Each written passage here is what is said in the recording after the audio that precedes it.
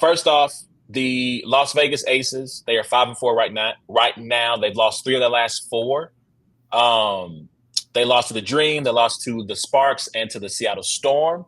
Um, right tonight, they have a pretty, I want to say big game, but it is a pretty big game against the Minnesota Lynx. They beat the Lynx earlier this year, 80-66.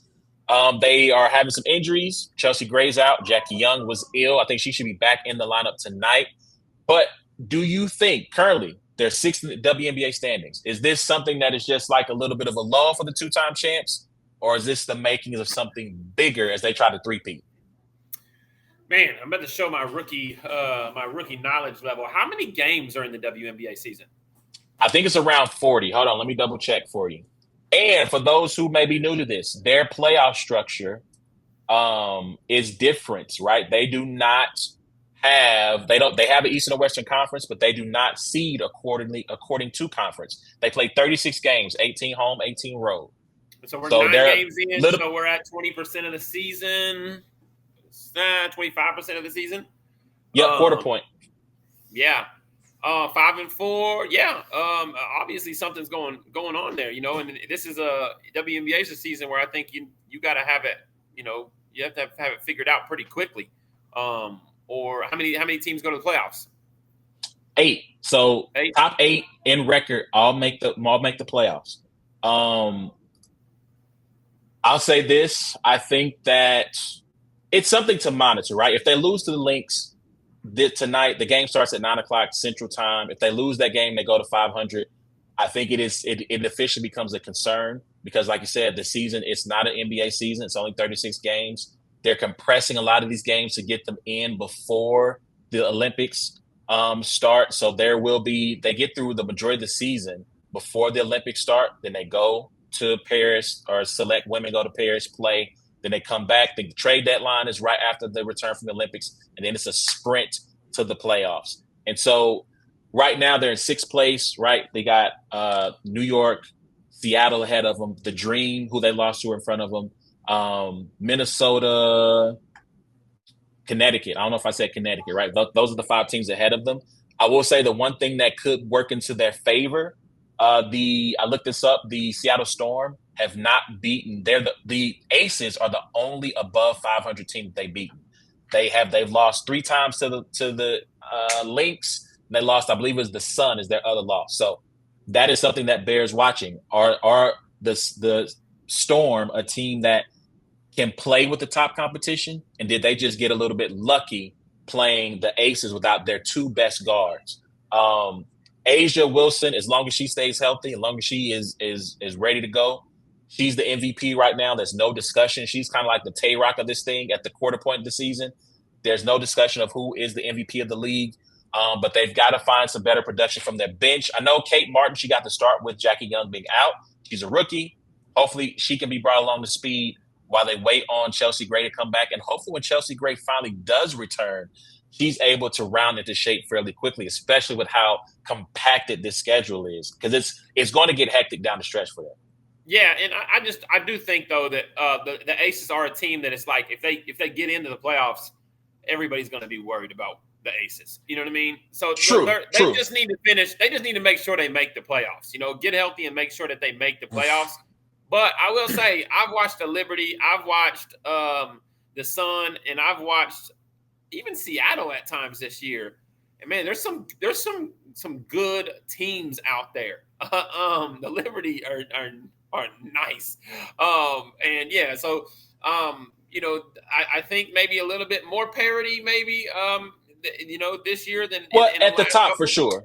At the top for sure, because I think you've had some movement. Nneka Ogwumike and Skylar Diggins are now in Seattle, which definitely helps that team. Jewel Lloyd is a bucket. Minnesota, Nafisa Collier, baller. Like there's a lot of that top of that league. I don't know if the Aces want to be in a number 6 position. Yeah, you have to play Minnesota, and it's best 2 out of 3. So you're not even getting a 3 out of 5, right? So losing game 1 in the best 2 out of 3, now you got to beat them twice. Your back's truly against the wall. So, I mean, they definitely need to get healthy. Hope that the players that they have now can remain healthy, because being in a 6 seed, I would take them against the Dream.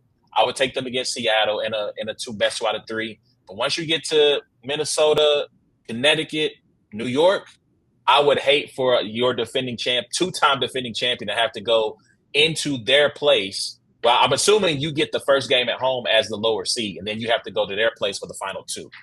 Yeah.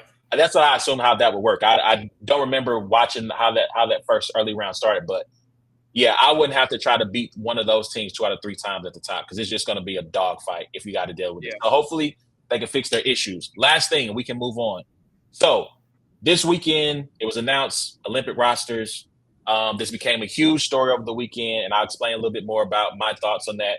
Caitlin Clark is not going to the Olympics, and this turned into a whole storm of. I didn't think it was possible to try to how we could get her into the headlines when she really wasn't playing that weekend, but we did. So, was it a bad decision by Team USA to leave Caitlin Clark off the Olympic team in your estimation? Let me ask you this before I do that. Yeah. Have they been consistent in years past of picking the 12 best players? You know, is that how they normally pick their squads? You know what I mean? Yes. I had asked you in the group chat. I don't think you responded to it. I don't know if you saw it, but I said, hey, the year Christian Laettner was on the Dream Team, was he one of those best players? So he was one of the best players, but I think that situation was a little bit different for this reason. I can't imagine that he was one of the 12 best players in the NBA coming out of college. Well, he was. So here was the thing, right? That was a different situation. One, I think a lot of people wanted Shaq. I think a lot of people thought Shaq was the best college player, even though Laettner was coming off a championship. He might have been player of the year in '92. I don't remember off the top of my head. But coming off a championship, he was the most accomplished basketball player. I don't think he was the best basketball player in '92. I do think it was Shaq. However, that was a joint venture between the NBA and I don't know if there was even a USA Basketball at that point. I feel like USA Basketball doesn't get created until after they finish 6th at the Olympics. Or no, after they not 6th, they finished 6th at the World Championship. After they finish 3rd, they get the bronze in 2004.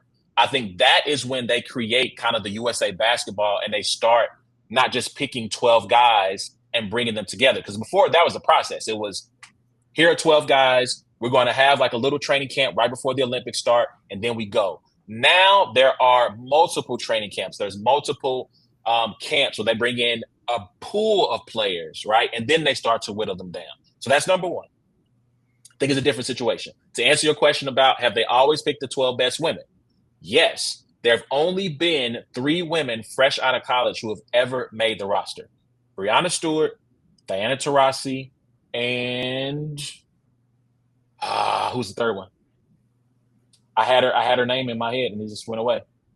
Breanna Stewart, Diana Taurasi, Candace Parker.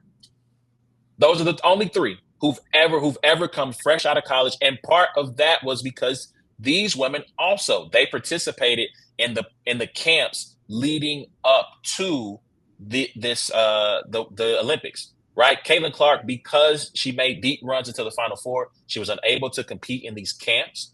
So she was not, she doesn't have the experience of playing with these women that they have developed, this chemistry that they have developed over time. So I don't think she's one of the 12 best in the world. Second question. In my opinion. Yes, sir. If she was averaging 22 a game right now and they had a winning record, is she on that team? No.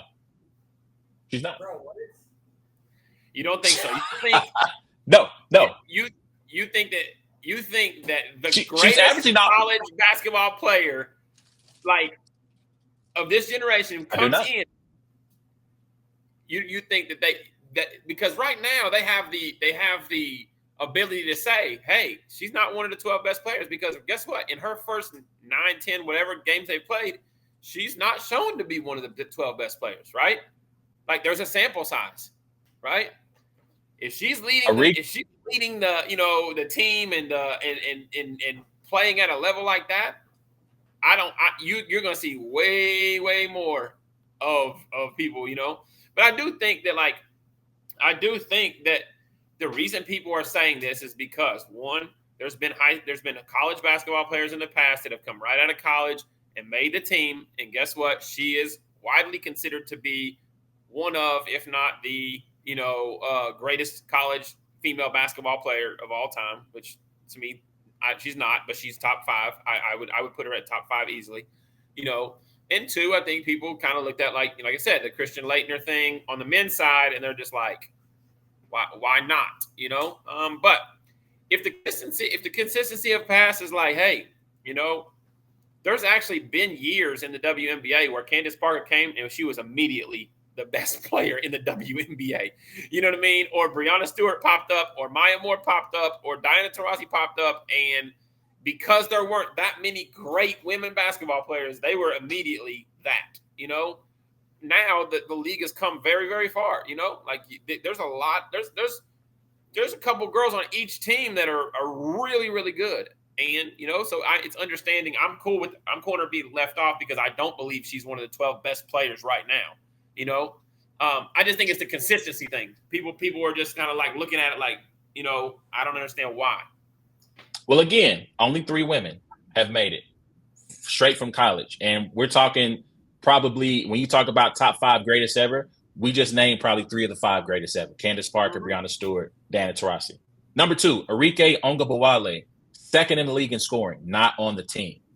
Yeah. So if Chelsea Gray can't go, I personally would say let it bring Arike on because she's got a heater.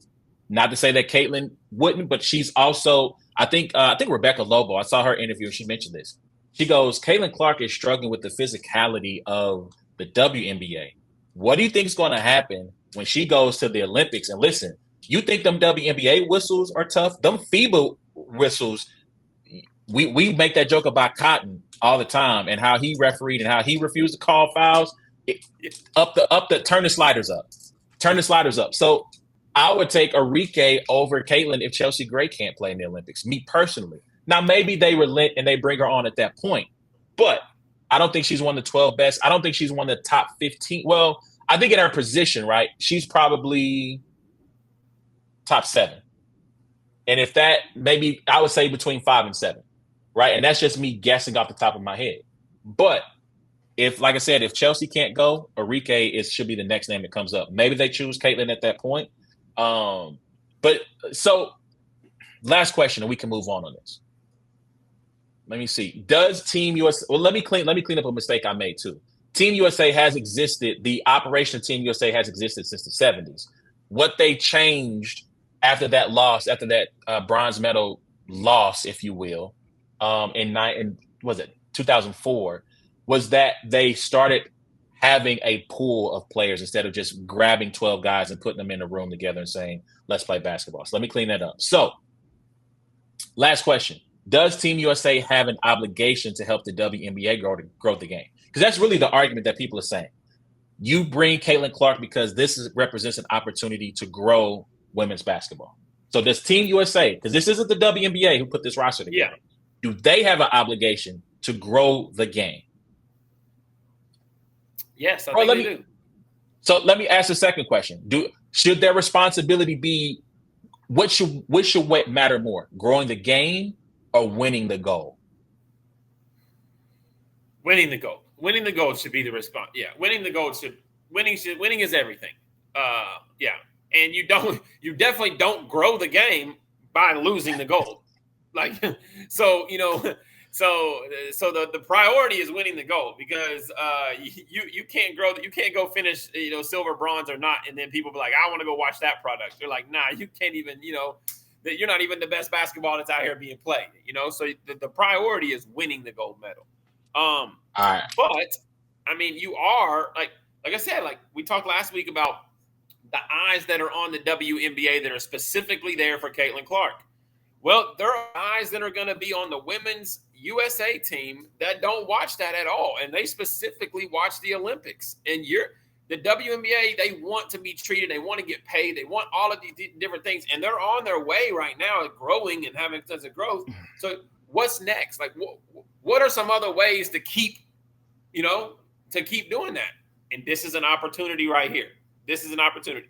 Putting together a great basketball team that wins the gold medal, that has, come on, not to bring everything to battle rap A1, but there's some battles you want to watch because some people are talking crazy over here on the side, and it ain't got nothing to do with the actual product on the court. It's got to do with the storylines and the headlines. And it's like, yo. And so that's why I'm just like, I get it. Gold medal's important. But, man, Caitlin Clark hitting a 30-foot bomb on a Polish girl or something like, you know, like, or something like it's got some like pizzazz to it that's like, yo, you know, we need to check out this Indiana Fever team. All right. So I'll say this. Yes, you're right. The responsibility is to win the gold medal instead of grow the game. You made a great point last week where you said a lot of the people who are showing up now are there for one person. It's for Caitlin Clark. And that is completely fine, right? Not to their detriment or not a diss. I think that it is a responsibility of journalists to grow the game. It is a responsibility of those who cover the Olympics. And to me, this was the mistake that Christine Brennan made when she posted this tweet about why it was a huge mistake. It is their responsibility to take that group of people who are showing up for that one person and saying, hey, I get it. You showed up for this person, but hey, let me introduce you to this person. And here's why they're interesting. And here's why you should care. As a person who wanted to one day work in journalism, in particular sports journalism, I was introduced to pre-internet. All right, Caden. So this is the Stone Age where you had to pick up a book if you wanted to learn something.